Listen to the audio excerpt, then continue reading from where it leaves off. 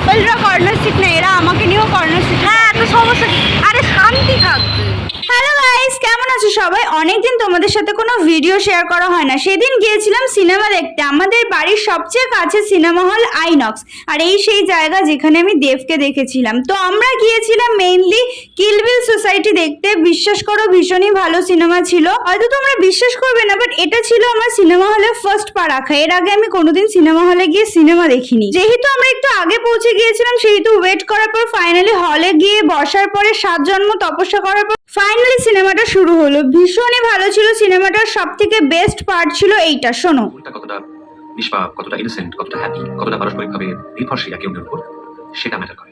শুধু আমাদের তিনজনেরই খুবই ভালো লেগেছে সিনেমাটা দেখে। তোমরা যারা হেমলক সোসাইটি দেখেছো তারাও এই সিনেমাটা দেখতে পারো। ভীষণই ভালো সিনেমা। সেদিন আর কিছু খাওয়া দাওয়া হয়নি কারণ ওদের শরীর খারাপ ছিল। তো আজকের মতো এতটুকু, দেখা হচ্ছে নেক্সট ভিডিওতে। বাই।